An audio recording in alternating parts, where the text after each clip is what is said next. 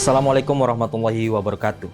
Halo pemirsa, kembali lagi bersama saya di MUI Sepekan, program yang menyajikan rangkuman berita-berita penting dan menarik dari Majelis Ulama Indonesia selama sepekan terakhir. Bersama saya Arif Hasibuan, segera kita simak MUI Sepekan selengkapnya hanya di MUI TV, rujukan umat inspirasi dunia.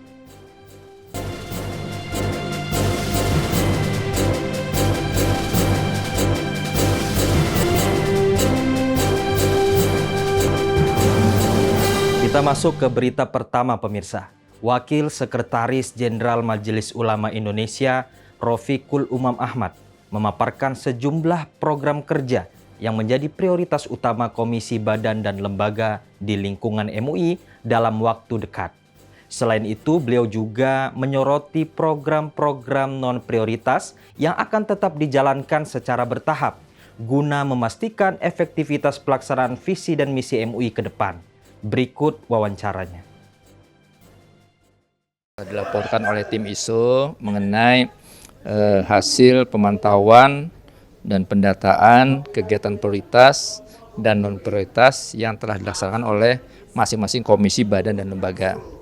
Alhamdulillah dari hasil pemantauan tim ISO tersebut kita peroleh data sebagian kegiatan prioritas telah dilaksanakan oleh masing-masing KBL, dan ada pula beberapa kegiatan prioritas yang belum dilaksanakan oleh KBL.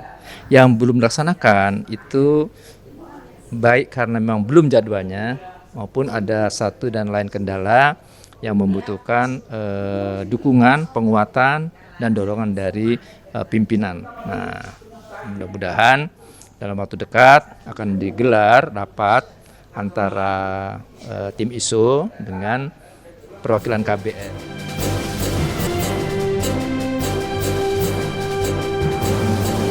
Pemirsa, dalam rangka milad yang ke-50 tahun pada bulan Juli mendatang, Majelis Ulama Indonesia akan meluncurkan 3 buah buku, diantaranya Kiprah MUI selama 50 tahun.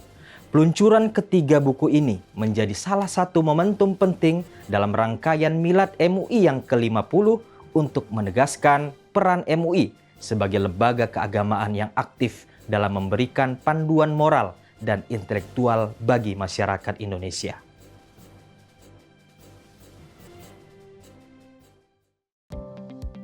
Insya Allah pada bulan Juli, ya mungkin akhir Juli, Majelis Ulama Indonesia MUI akan menyelenggarakan milad yang ke-50 tahun. Ini adalah angka istimewa, ya setengah abad MUI. Nah, di acara tersebut kita akan menyiapkan sesuatu yang berbeda dari yang sudah-sudah. Di antaranya apa? Di antaranya kita akan launching 3 buku. Yang pertama buku tentang profil ketum MUI dari masa ke masa. Kemudian profil sekretaris jenderal dari masa ke masa. Kemudian yang tidak kalah penting ada 50 tahun kiprah MUI, ya, dalam menemani pemerintah atau menjadi mitra pemerintah sekaligus melayani umat. Buku ini akan menceritakan berbagai hal penting, berbagai peristiwa yang pernah terjadi atau yang dialami MUI. Nah, yang tidak kalah penting, di samping ekonomi syariah, kita juga akan bicara tentang ekonomi keumatan. Ya, MUI punya gagasan untuk bagaimana menggerakkan ekonomi secara syariah, tetapi juga memberikan dampak yang signifikan terhadap ekonomi umat. Nah, insya Allah kita akan lakukan kegiatan milad ini, ya, selama 1 minggu. Itu akan ada pameran lukisan seperti kaligrafi dan sebagainya, termasuk pameran buku. Nah, bil khusus buku yang kita launching plus buku karya khususnya ketum-ketum MUI. Nah, tadi dalam Rapim diperluas, tidak hanya buku ketum-ketum MUI, tetapi juga buku-buku pengurus ya yang sudah membuat buku pengurus MUI, baik itu buku-buku keagamaan, fikih, muamalah, ekonomi keumatan dan lain sebagainya akan kita pamerkan, dan kita akan mengundang berbagai stakeholder baik itu sekolah maupun kampus-kampus untuk memeriahkan pameran buku dalam rangka Milad MUI yang ke-50.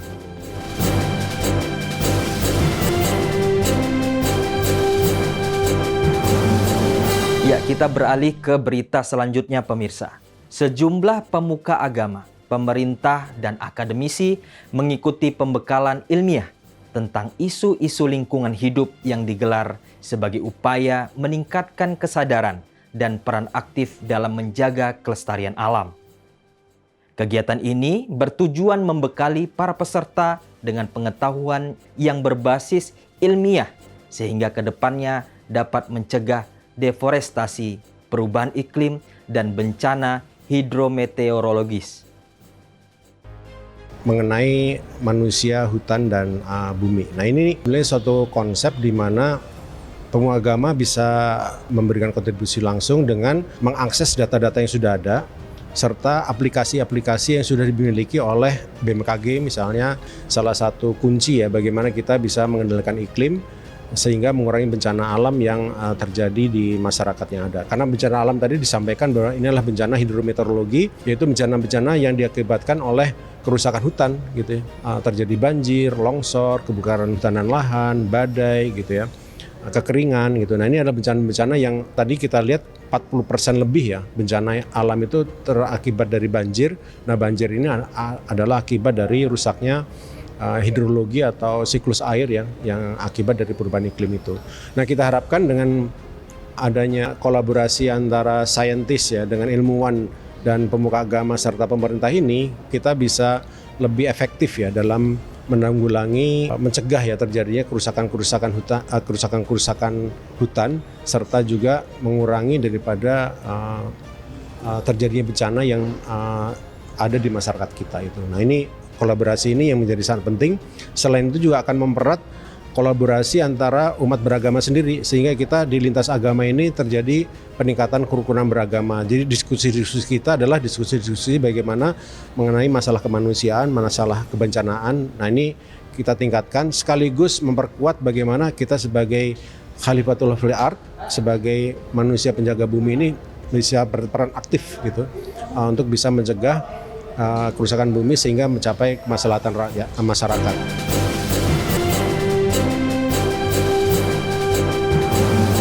Kita beralih ke berita selanjutnya pemirsa. Ketua MUI Bidang Dakwah dan Ukhuwah Kiai Khalil Nafis mengingatkan para jamaah haji untuk menyempurnakan seluruh rukun haji secara benar dan khusyuk agar ibadah yang dijalankan sah dan diterima Allah Subhanahu wa taala. Kiai Khalil menekankan pentingnya memahami setiap tahapan ibadah haji, mulai dari niat hingga tahalul, serta menjaga kekhusyukan dan adab selama berada di tanah suci sebagai bentuk kesungguhan dalam menjalankan rukun Islam kelima. Warahmatullahi wabarakatuh, Bapak Ibu sekalian, jamaah haji rahmatullah. Saya bersama-sama para jamaah haji ada di Kota Mekah. Insya Allah kita akan melaksanakan ibadah haji. Dan setelah ibadah haji, kita harus ingat masih ada rukun dari haji, itu adalah tawaf ifadah dan sa'i. Sebelum itu kita masih belum selesai rukunnya. Kalau rukunnya tidak dilaksanakan berarti hajinya dirasa. Kalau wajib haji masih bisa diganti dengan jam. Karena itu jaga staminanya, jaga kekhusyuannya, jangan merasa setelah masyair itu masalah sudah selesai, setelah dari Arafah, Muzdalifah, Mina masih selesai. Jangan, kita siapkan dulu. Termasuk nanti ada ulama yang mengatakan masih wajib tawaf wada'nya itu, meskipun ada yang mengatakan yang sunnah. Lebih sempurna kita ikuti semua, tawaf ifadahnya, kemudian sa'inya, selesai nanti pas tawaf wada'. Insya Allah mendapat haji mabrur.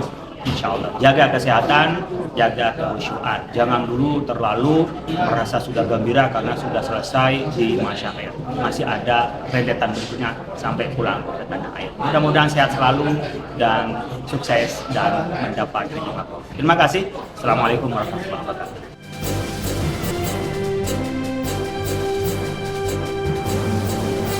Ya, pemirsa, busana khas yang dikenakan selama berihram bukan sekedar pakaian ibadah, melainkan simbol mendalam dari kesederhanaan, kesetaraan, dan totalitas penghambaan diri kepada Allah Subhanahu wa Ta'ala. Dengan mengenakan kain ihram yang seragam dan tanpa jahitan, jamaah melepaskan atribut duniawi, menanggalkan status sosial, serta menegaskan niat suci untuk hanya fokus beribadah, menunjukkan bahwa di hadapan Allah semua manusia adalah sama dan tunduk pada kehendaknya. Untuk mengetahui lebih lanjut bagaimana busana berihram sebagai simbol penghambaan kepada Allah, kami telah menyiapkan liputannya untuk Anda. Dan informasi ini sekaligus mengakhiri jumpa kita dalam MUI Sepekan pada episode kali ini. Akhir kata, saya Rifa Sibuan, mewakili seluruh kru yang bertugas, mohon undur diri. Terima kasih atas perhatian Anda. Tetap saksikan MUI Sepekan hanya di MUI TV, rujukan umat, inspirasi dunia. Wassalamualaikum warahmatullahi wabarakatuh. Rezeki mendapatkan kesempatan melakukan ibadah haji adalah sebuah rezeki yang sangat besar, yang patut disyukuri dan patut kita harapkan. Karenanya kita merasa bahagia ketika kita melepas saudara kita yang akan berangkat haji.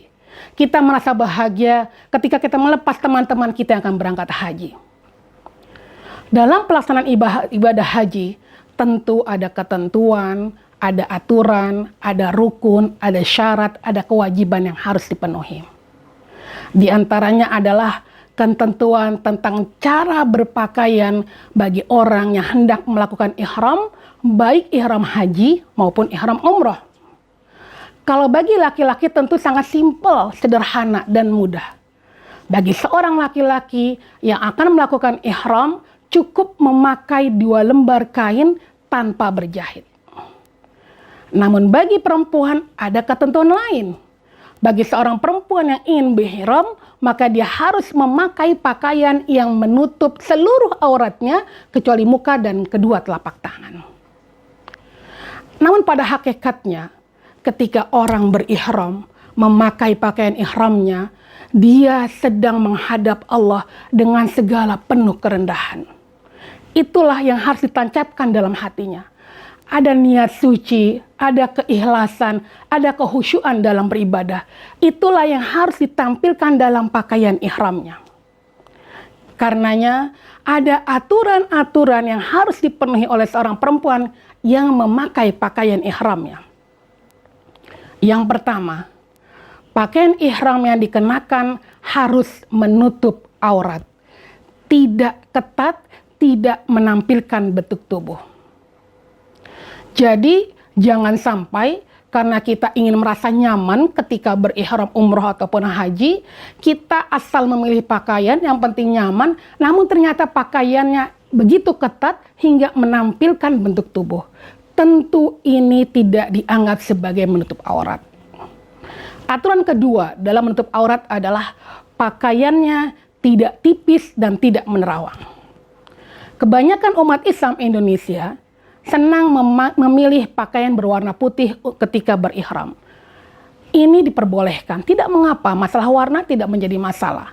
Yang penting adalah pakaian itu tidak tipis, tidak menerawang, sehingga tidak menampilkan gambaran tubuh di hadapan orang lain.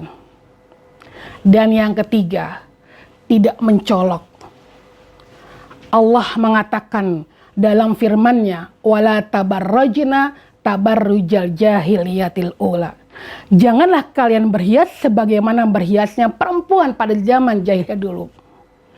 Arti tabarruj dalam ayat ini adalah memamerkan dan memperlihatkan perhiasan tubuhnya, keindahan tubuhnya pada orang lain.